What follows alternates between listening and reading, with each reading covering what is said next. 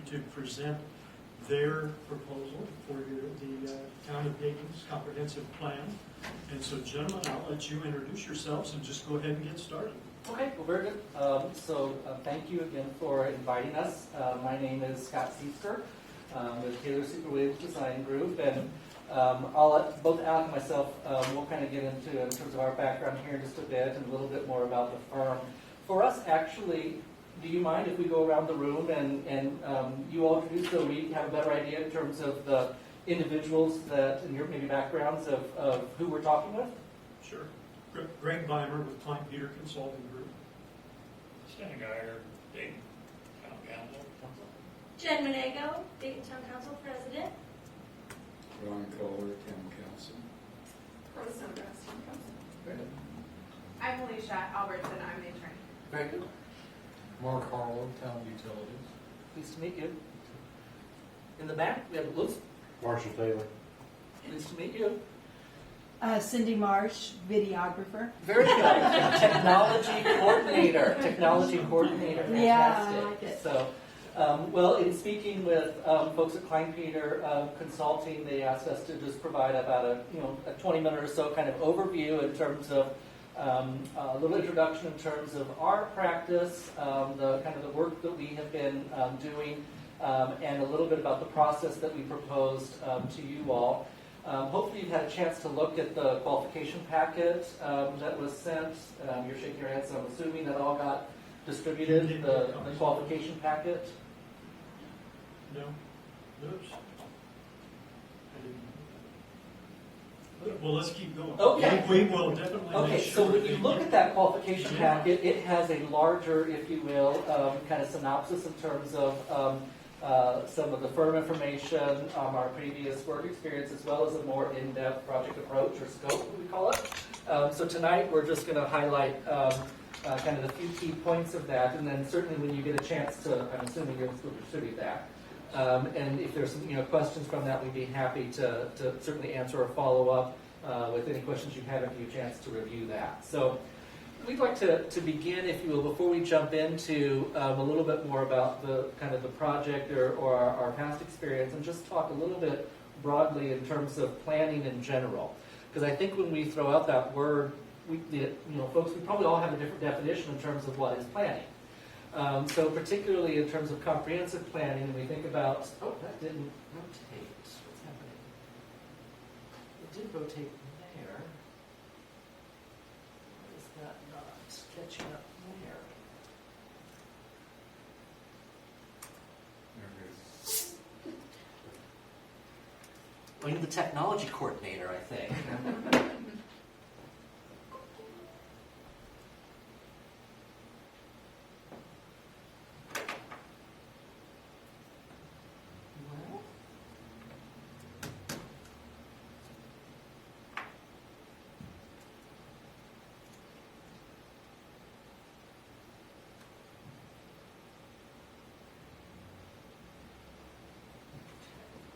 Well, there we go. Okay, sorry about that. So in thinking about planning in general, and what does that mean in terms of the Dayton community? For a comprehensive plan, it's really your opportunity to look at and think about and update what some of your local strategies are. So we did a little bit of just broad searching, and I'll look over here at the council, and the Plan Commission. You said you're on the Plan Commission as well, the Area Plan Commission. I didn't say that. Oh, okay. You just know. I just looked at. Okay, so when we were looking up the previous comprehensive plan, we didn't see that what your current one or when your last current one was completed. So do you all have any idea when the Dayton one was last done? Yes. 1996. Okay, so it could be why. A Couple of days ago. So that obviously is in terms of thinking about some of your local strategies from 96 to today. There's probably some thinking in terms of thoughts that have changed. So this is certainly the kind of the opportunity in terms of your comprehensive plan to think about that. When we use the word comprehensive plan, or when we think about comprehensive plan, that comprehensive name is very important because it really talks about a whole lot of elements that a community can look at, right? And that can be things from economic development ideas or concepts. Infrastructure is certainly crucial or important. Economic development, transportation, land use. So there's a whole series of things that really are evaluated as part of the comprehensive plan process. And so when you think about taking a look and creating a new vision, if you will, because I think it's not, sometimes we talk about updating your plan, this is probably a new vision, right? Yeah. Since your last one was 96. It's really thinking about how are we elevating and really articulating what is the sense of place as a community that we want to be. And so again, when we think about envision for Dayton, it's at the end of the day thinking about how can we maintain and sustain a strong community. And so again, I go back to those layers of the varieties of topics that really make up a community, and it's public safety, it's education, it's housing, neighborhoods, etc. Those are the sort of the tangible elements that make up the community, but it's also about the people that live, work, and call the community home. And so while it's not necessarily a bricks and mortar or a employment or a historic preservation type topic, people in the community is something that's very important to us. And Alec will speak to the community outreach that we usually like to include as part of our comprehensive plan, because we want to make sure at the end of the day that we are facilitators for your planning process, and certainly bring best practices and certain skills to sort of look at things like, again, your utilities, transportation, etc. But understanding, if you will, some of the sort of the desires and the community wishes is important as part of the comprehensive planning process. So a little bit in terms of a further introduction about myself and Alec and the firm. So tonight, and again, if you had the proposal, you maybe had a little bit more of a background in terms of Taylor Sucre Williams, so I'll speak a little bit about that. I'm one of the principals at the firm, and we have an office both in Indianapolis and Louisville, so an hour or so away. As long as there's no construction or rack activity happening, just zoom right up. Our firm is about a dozen or so people, and we are all, if you will, a boutique shop or a boutique firm.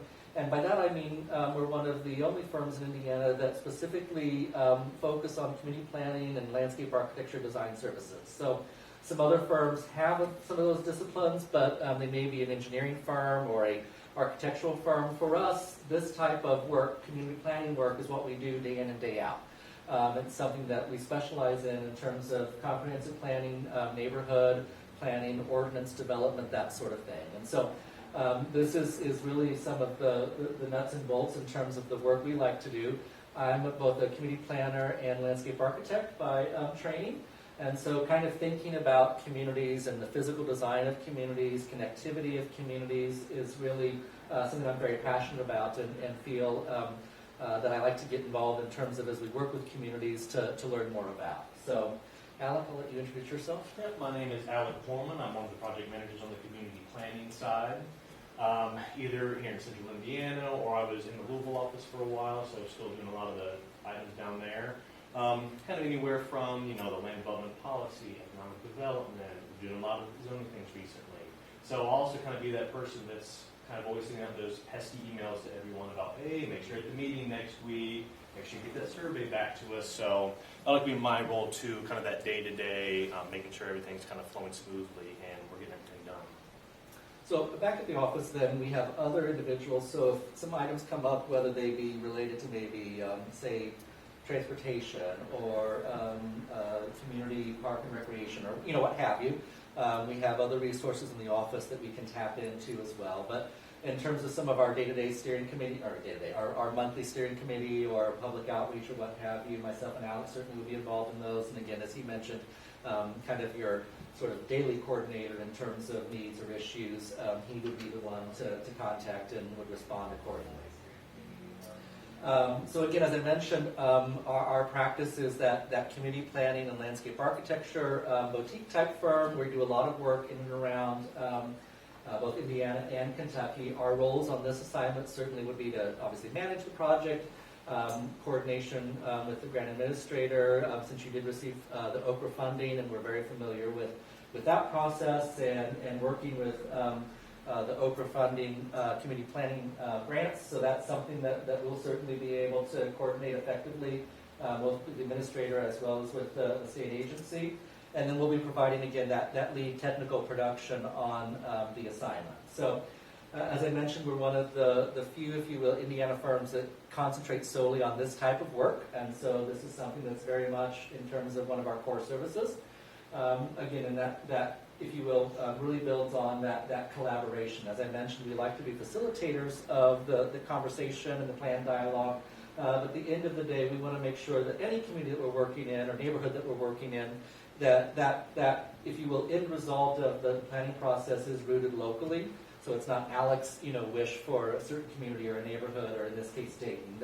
That very much that engagement is something that we feel very strongly about. And at the end of the day, our plan is hopefully very action-oriented. So I don't know recently how much you pulled out the 1996 plan, but hopefully after this process is finished, it'll certainly be a roadmap in terms of some steps moving forward where you want to go regarding a variety of those, if you will, planning elements that we highlighted earlier. So again, just a little bit in terms of our proposal packet that you'll look at has a few more details in terms of our previous experience, but we've completed over 35, it may be approaching 40 now in the last 5 years in terms of some comprehensive plans throughout Indiana and Kentucky. Again, they range in sizes, so we brought a few samples, one of which we grabbed was Otterben, so kind of just to the west.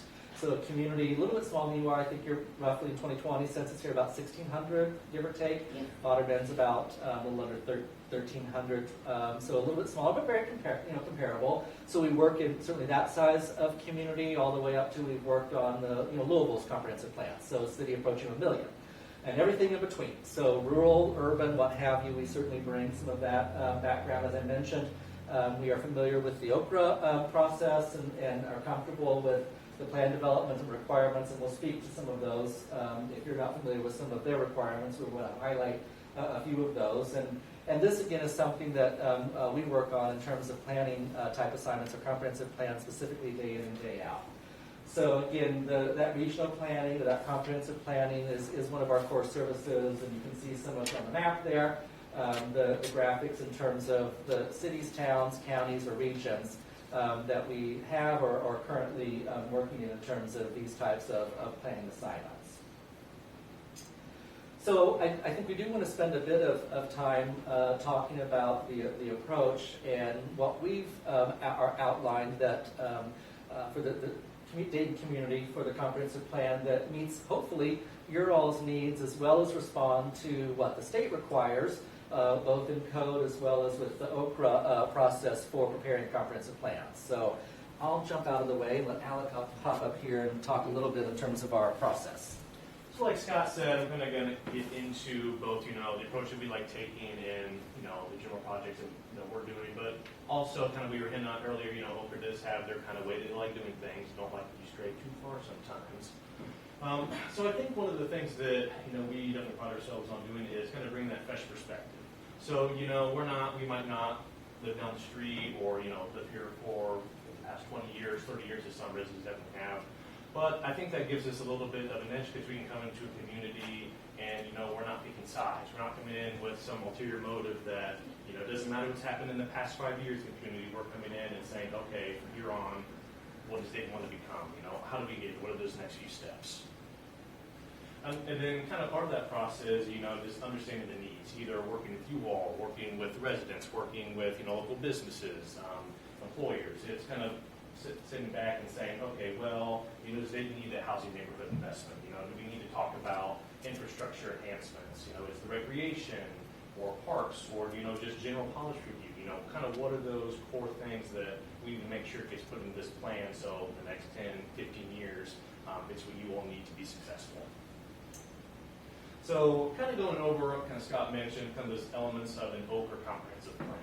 So, at the base, we have the community vision statement. You need to have future land use development and growth statements. So kind of these things that, Indiana requires that everyone has. But on top, Okra's kind of chucked in some additional elements, such as, your housing, agriculture, natural resources. We talked about the archaeological resources that everyone seems to have. If you got the diners out back or something like that, hazard mitigation. So then once we kind of mix and mush all these different goals and strategies together, eventually that's going to get us that final comprehensive plan at the end of the day. And then, so during this process, we like to think about it kind of a 3 phases approach. So kind of this first phase is going to be looking at existing conditions and that general overarching visioning of the community. And then getting into, okay, well, now we have this big vision. Well, what are those steps that we're going to need to get there? What are those agriculture goals? What are those historic goals? What are those, housing goals that the Dayton has that, we need to kind of dive into a little more? And then that third phase is going to be, okay, well, we have these goals. Well, now how are we actually going to go out and get them done? What's some of the step-by-steps, what's some of the resources, what are some of the tools that you all can use to actually implement these and, start working and start seeing results? And then during the entire process, we'll kind of get into like what's in each phase, but something that we also kind of pride ourselves on doing is making sure that throughout every single phase, we always have public engagement. So whether that is, with the steering committee group that's just, 5, 10 people sitting around kind of working through some of, the challenges, some of the strengths, or, if it's going to, we've been to local farmers markets where people come in and we can kind of hear from the community and get their feedback.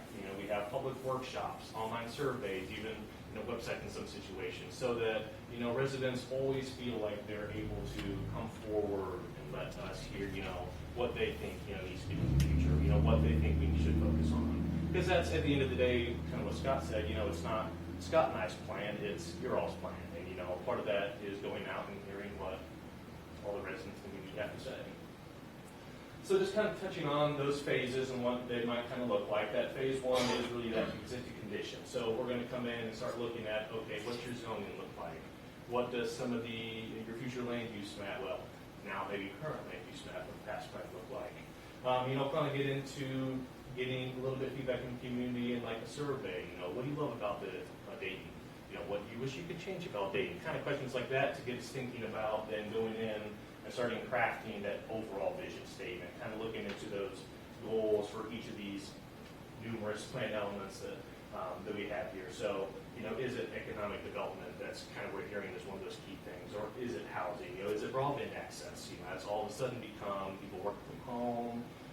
I want that quality broadband so that I can zoom in somewhere and I can get online and do things like that.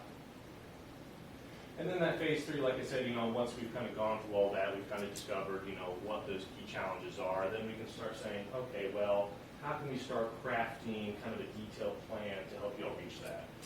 Is it through, okay, we need to go to Oprah, we need to get this particular grant, we need to reach out to this person, we need to work with employers in the area and workforce development. That's where we actually kind of get to that nitty gritty and then start discovering, okay, how can we sit and get this done? Maybe who's going to be the person that takes charge? Where's the money going to come from? So that'll all kind of get pulled in stuff plan at the end of the day. So it's not just saying, oh, we really wish that we could have new housing around here. Well, no, here's how we're actually going to get it. So then also with our process, I kind of talked on that engagement throughout the entire time, and we'd like to say that it's not just going to be Scott and I standing at, up on the podium, kind of speaking to the town and kind of just, them hearing us and not being able to hear back. We like to try to get more engagement in this, and whether that be through, kind of your basic things like our steering committee meetings, or maybe it is that visioning workshop where people can come out at the beginning and we can get little stickers to put on the map, or we can, have big boards where people can put up sticky notes about things. Or maybe, it's a little bit different, in cases we had youth engagement or a meeting in the box where people can, well, I can't really get out of my house to come to the meeting tomorrow, but, is there a way that me and my neighbors, we really want to give input? Well, here's a little page thing that you guys can print off, email back to me, you can scan it in, you can mail it if you really want to. Any way that we can get everyone involved and get their feedback, at the end of the day, that's how we know we've been successful. Because, like I say, the best way to kind of learn about what Dayton needs, those strengths, those challenges, is speaking to the local experts, which is you all, which is the people that live down on the corner, which is the person, has run a business for the past 10 years in town. That's the way we're going to be able to figure out the best ways to serve the community and, what your guys' plans are for the next 10 years. And like I said, that traditional approach where, it's not going to be me down here in front of a desk, like speaking to everyone, and they're like, what the heck's this guy talking talking about, he doesn't know, he doesn't know. No, we try to be more of the equitable approach. We, want to be, if it needs to be online, if it needs to be, talking to the elementary school kids, because sometimes, they have great ideas too that maybe we don't think of. Or maybe it is, over COVID, we kind of shifted things so we could have more online engagement. Whatever way works best, that's what we try to do in order to get the best feedback possible. All right, and so kind of moving on to the next part, providing those tools and results, and get back to Scott. He's going to kind of walk through some of those maybe projects I talked about, or engagement opportunities, and other things that we can kind of base the plan off of. Sure. So this is one of the things, the phrases was we don't want the plan to sit on the shelf, right? And so at the end of the day, we want to make sure that it's very usable for the community. And so Alec highlighted this a little bit on that phase 3, or that third, if you will, component of our process. Really is talking about creating the action, if you will, agenda. And again, that would be talking about identification of things like roles, responsibilities, timelines, funding, or other types of resources, and thinking about, again, that actionable strategy so that there's a clearly defined objective, whatever the idea or community project is. It may be bricks and mortar things. Those are very, tangible. Sometimes it's an expansion. I'm looking at the public safety here. Sometimes things like expansion in a new cop car. Could be discussion that communities have. Fire stations, or things like programming, if you will, often are also in a comprehensive plan. So whatever the kind of the objective or the initiative is, we like to make sure it's clearly defined, and then it's followed up with very clear actionable resources and a timeline that articulates, if you will, over that implementation period, whether it's short, medium, or long term. And again, that could be maybe the first 3 years, 5 years, and then 10 plus years. Kind of where on the horizon that activity would fall. So again, that would be provided in terms of description, again, funding, resources identification, some responsible parties. It's never just the community in terms of the town council or elected officials. There's always a collaboration of people to move projects or initiatives forward, and so there may be, if you would, a lead agency or a lead entity. So if there's a grant, if you will, somebody is going to be the fiduciary agent of said grant, right? So that would maybe the lead agent, but there's going to be typically a larger, if you will, breadth of community partners that would be collaborative on different projects or initiatives. And then, as I mentioned, the sort of a time frame in terms of where that initiative or recommendation would fall. And then we also like to tie them back to those community goals. And so at the beginning of the project, when, again, we did that outreach, and you drafted in terms of some of the goals that as a community we want to achieve, we want to highlight, okay, this project or this initiative or this program, whatever the case may be, we want to highlight where that supports, where that goes back to. So again, it reinforces what the community has said in terms of the sort of the goals for their community or their area. So I did throw up here on the slide, just in terms of from the implementation standpoint, Otterbein, just because it was in the region here, in a similar size community. Since completion of their plan, not quite a year ago, we got through the adoption process the holiday time last year. Some of the things that they've already been able to sort of move forward as a result of their comprehensive plan was the establishment of their own plan commission. So that was one of the things of the community that they wanted to do in relation to also working on a creation of a new zoning and subdivision control ordinance. So they've worked on that, and then they've also secured a water and utility improvement grant for some of their downtown infrastructure. Again, that was identified in terms of the comprehensive plan, so they could take their comp plan and say, we've already, we've identified this, we've talked about this, and that's one of the supporting elements. And the guy that works on some grants is, you need those kind of things to be able to demonstrate that this project or ideas have been vetted, and it's included in terms of kind of the community's planning horizon. And so, they were able to start to use right away their comprehensive plan process and their finished plan to move forward some of the ideas that they've that they articulated. And we hope that for every community, that's something in terms of being action forward and usable in terms of that implementation. We hope that that's something that every community can take from the planning process at the end of the day. So at a very high level, kind of bring me back to the sort of the definition of a comprehensive plan and what that is. It's your opportunity as a community to dream big. So particularly in those first phase of the project that Alec talked about, when we're kind of getting ideas or just overall brainstorming in terms of visioning, nothing's off the table, right? Like we don't say kind of no to a kind of idea or initiative because maybe the particular project isn't maybe feasible, but a component of the project in terms of the concept of gathering space, maybe that gets translated into something else. And so it's your idea to kind of dream big, and we'll use some data-driven kind of methodology to kind of reinforce and go back up in terms of how do we move some of those ideas forward.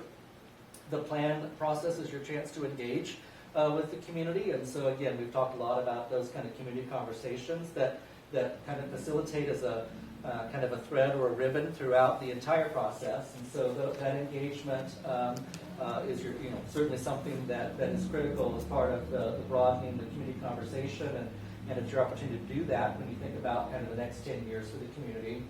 And then create that very actionable or that, if you will, blueprint of moving forward in terms of a results-oriented plan. So we create, certainly documents, plans, kind of thoughts that are, I'll pass around a couple of examples here, just can kind of share and pass around the room, that are, could be very graphic and because we want to sprinkle in, like if people are talking about a certain project, we may show like a prototypical, kind of graphic or image in terms of what that kind of idea could be. But we want to make sure that it's something that's, implementable and at the end of the day is a results-oriented plan for the community. And so that's something that we feel, very strongly about as well. So with that, again, I have some samples we can, certainly share, pass those around. We usually like to leave about, put the time up for 20 minutes then, kind of on our presentation side of things. And if you all had any kind of questions, we'd certainly be happy to address those. And again, like if there's some things that follow this regarding the proposal itself, when you have a chance to look at that, we'd be happy to address that as well, because that does have a more, if you will, step-by-step task scope in it than kind of the overview that we had here presented this evening. So comments or questions? Comments or questions? No, I love that there's like a big focus on not just like maybe what a committee wants or like what this group wants or what the council wants, but it's like the town, like the people whose town this is, like they're making the plan, so I appreciate that that's like. Obviously we can't force people, whatever. No, no. We would provide us like, Yeah, so if they there's will a have couple different ample avenues. Opportunity, Right. yeah, Right. and I love that. Right. Yeah, so you provide the avenue and then kind of take it from there. Yeah. Cindy, did you have a question? I did. No. What's the timeline you're looking at from start to finish? So, and I'll go to the kind of confirmation on the grant. So the timeline is a little bit structured from the grant that you received from the state. And they usually, unless they change it, 12 months is their horizon, and you're already on the clock. About 11 months left. Yeah, 10 months left. So, and we usually also cut 2 months off at the end for the adoption process. So for some of the Okra final review and then the adoption, we want to make sure that we have time to get through all of that and not impede the grant closeout.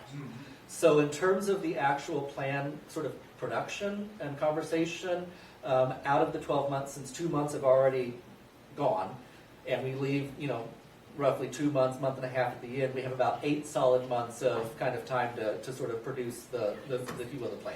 Oh, wow, we better get busy, huh? So that is, the way they've set it up now is a little bit, it tighten things up actually. And they're going to be changing. Yes, what I this, heard. But Yeah. April, May is when we would hope to have this done. So yes, you're right. It's time to get going. Yeah. So. Yeah, you think you have because the grant is a year, but when I kind of describe it as I described it, you really realize, oh, it's a much more condensed, by the time you have the beginning and end sort of locked off. it's enough time that you know, you don't lose kind of the momentum of the conversation. You know, you don't want to extend it so far out that, you know, that people are forgetting, you know, I think it's good to kind of have a good momentum.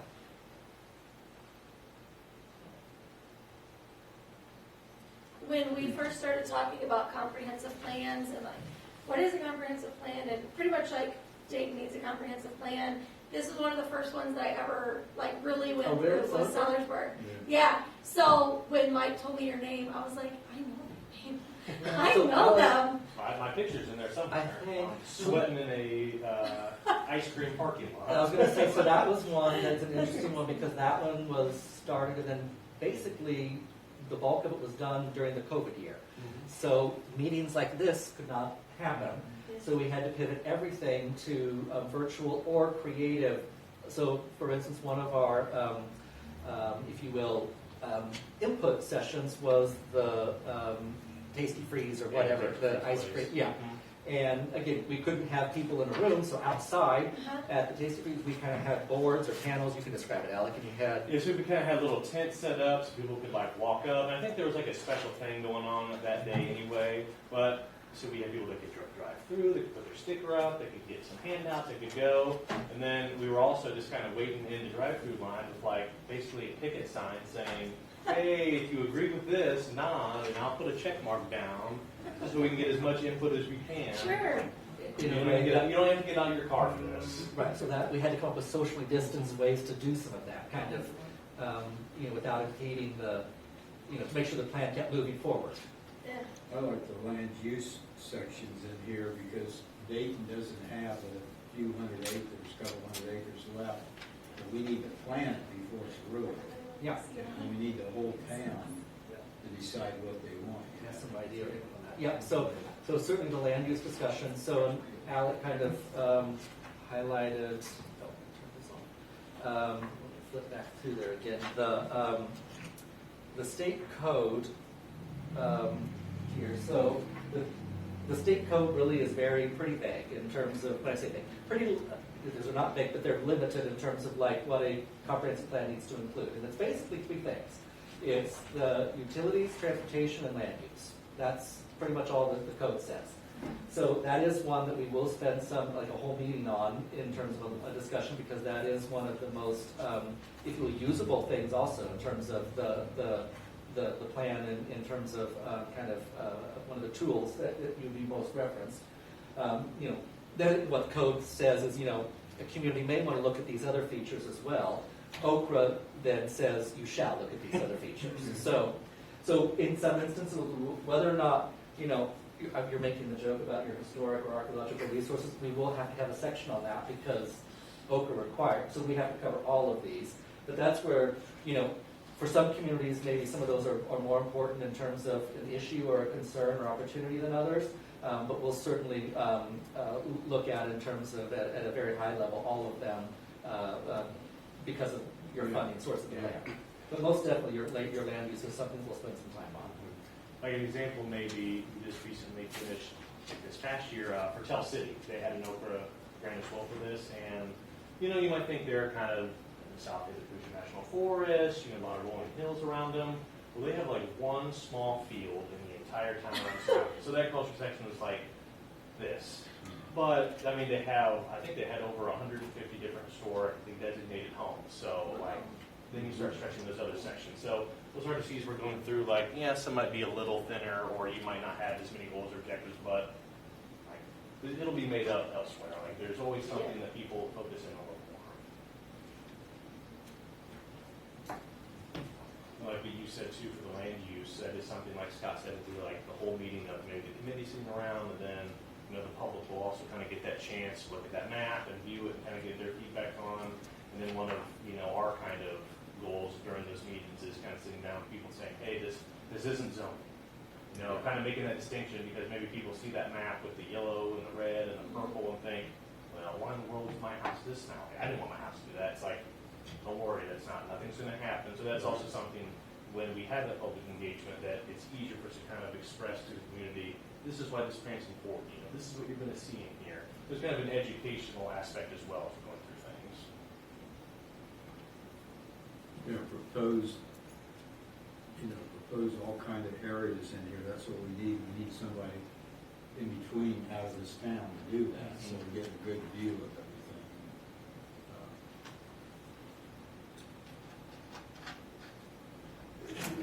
Cindy has a question. So, does this include like, you said about the mission, like mission statement or vision, but like themes or designs? I'm thinking like town signs or town lighting or Yep, something that'll all that- kind of, we talk about like these additional elements that Oakers Happiness Yeah. do, those will definitely figure the way in there. So like an example would be for Tell City, because that one's just kind of recent, under their kind of placemaking, like we'll say That's theme, what kind I'm of thinking. that placemaking theme, they Yeah. actually, they had a little bit of signage, but they took a step farther and we kind of developed like whole district overlays for the city. Because they wanted like a defined downtown, they wanted like a furniture district, and then little like emblems to go along with it. So that was just something that, like you said, like that kind of finds its place in there. So Oftentimes we'll give you a plan here that you can flip through from the samples that are passed around. But we'll particularly in that category, be able to show like some ideas. So if branding or something maybe is a topic, right, that comes up that the community feels very strongly about, this kind of thing is maybe how it could be addressed, and here's how it could be used on gateways or even like your digital presence, right, like your websites or what have you. Now, oftentimes that will be a follow-up project. Like we'll show some prototypical example, but that may not be, you may not necessarily just rubber stamp and like go and build the kind of the image that we created, but at least it gives you a starting point for that conversation and how it could all go together.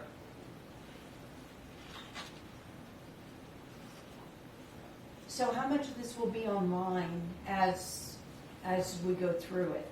I mean, do you keep like a website updated or? So we can do a couple different things. We can create a very simple website for the project and then have things posted, or some communities we give, and you have a town site that some, just use, we give it and it's, they make a tab and Add post to something the- there. Oh, yeah. There's pros and cons, for either one of those, and so we can do it, certainly either way. But any, the kind of materials, the survey, what have you, we want that to have a home somewhere. Oftentimes, people are already going to the town website, then there's already an audience for that. So sometimes that's maybe, where to put things because people already know to go there. Yeah. Sometimes if we create our own social media or Facebook, we would start from 0 people, right? Whereas if you can use something that's already existing that people are aware of, so we would then give content, and then we're obviously the administrator for the town website, but whoever is, you are, okay. So I was looking at you, right? Yeah. Then, we would send it to you, and you would then just, put it right on there. Yeah. I saw the Sellersburg 2040 website. Okay, well, see, that one we managed. Yeah. So that was okay. one where That was awesome. That was one where we created and did instead. They decided they didn't want to use the communities, so they Right. wanted a separate standalone one. So as I said, there's pros and cons. Yeah. What would be the negatives on using our own website and updating? Well, as I said, the negative in terms of maybe the new, if you will, is again if people are unaware of it, and given the tight sort of time frame that we have to kind of go through the process, if we're maybe creating a new one, we very much have to kind of do the broadcast in terms of here's where to go to check this out. No, I mean, using For, like, their own The existing, so I think the negative of that maybe is again we have to rely on the grace of we provide materials, and so we're asking someone else to then Very reliable. spend some time. Well, I wasn't saying that. I was thinking time, right? We're imposing some, other time, task But on other people. community-wise, it's not necessarily negative, it's local. No. And again, I guess I take that back. I think usually no, unless sometimes the community does want to sort of say there is a separation in terms of a consultant is leading this process, and so sometimes an invitation coming from us is different than an invitation coming from the community.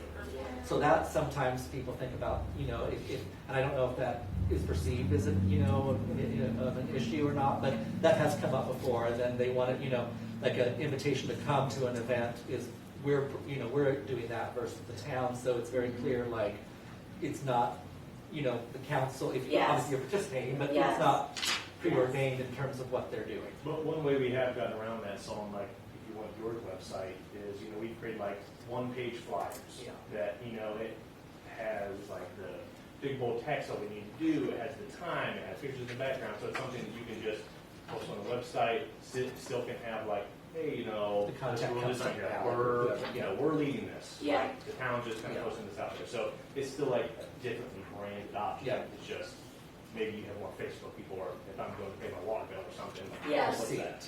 Sure. You see it, but then it's very clear that it came from, and if you have a question, like, email him. Right. Yeah. So we can do it that way too. Yeah. Yeah.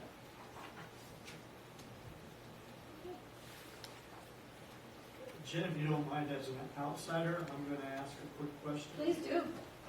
So in comparison to Audubon, my take on the town of Dayton is that they're a little different than Audubon in that Audubon has a comprehensive plan that says, what can we do to try to grow?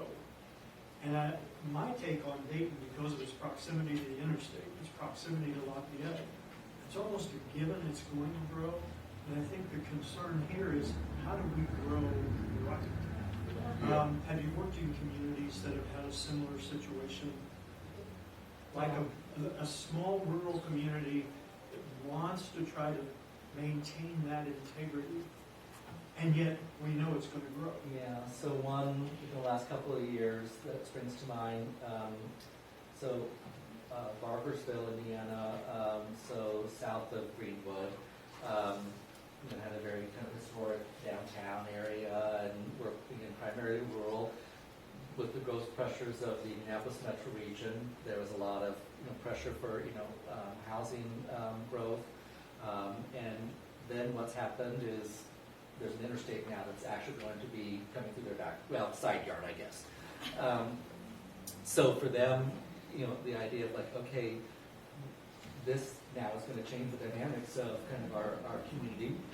And so we want to think very strategically in terms of, obviously the road, there was a road already there, but as an interstate corridor and having that, an actual interchange and the limited, that's going to rethink in terms of both kind of access, mobility, as well as sort of on the economic development side of things, how land use probably needs to be managed or thought of.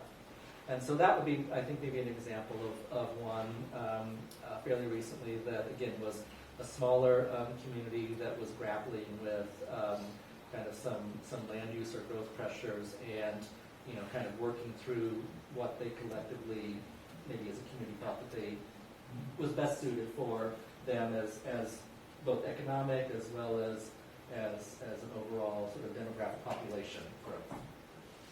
I think he hit it right on key there, that our town is growing so fast. It's not Colfax, it's not Stockwell, it's not even Otterman up there. We're next to Lafayette, we've got the car plants, we've got all this Manshon, all these businesses right on the other side of the interstate. Our thing is, we don't have much land left, and the way it's being, our houses, you put them on the market, they're sold in a week, whatever. Yeah. But we need to plan what happens to the rest of this land before it's all 100% in something warehouses or something we don't like. And that's what we need to do. We obviously haven't, obviously kind of delved into the community yet. Have you annexed all the way to the interstate? Yes. Yeah, that's what I thought. Yeah, we Okay. actually own a few acres on the other side of the Okay. interstate, but, Okay. yeah. And we tried to annex some more land up north, and people didn't want to annex it because they wanted to rezone it for all warehouses, and so we were stuck with there. We lost 100-some acres right in that package, something that Yeah. we don't want to be a Lafayette. We want to be a small community that has its own look and uniqueness, whether it's the specialty shops or restaurants or whatever. We're right next to the interstate, we're right next to Lafayette. We need more shops and stuff for the common person out there, and Growth, like I say, growing is gonna happen, but I think, I haven't lived here as long as a lot of people. I just moved here in 2015, but I moved here for a reason. I moved here because it's a small town. I moved here because I like the feeling of community. And I think that's why most people who do move to stay here. And so I don't think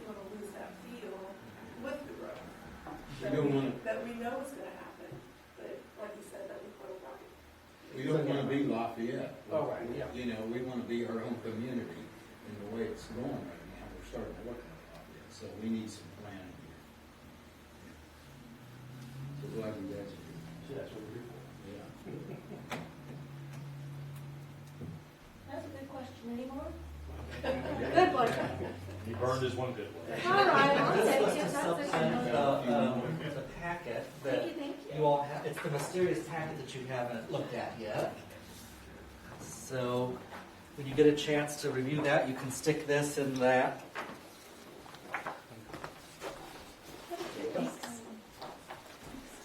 So again, if you have, I guess any other kind of questions or comments,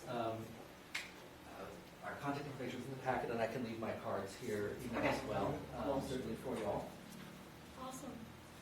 I think that I'm actually, the we gave hard copies to Mike, so it wasn't digital. So do you want to send us, we can send you a digital I version? will make sure, well, if you send me digital, it'll get to them, to the Similar.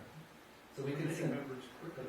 yeah, we could do that. But otherwise, I know Mike has the hard copies, he just forgot to send it. Okay.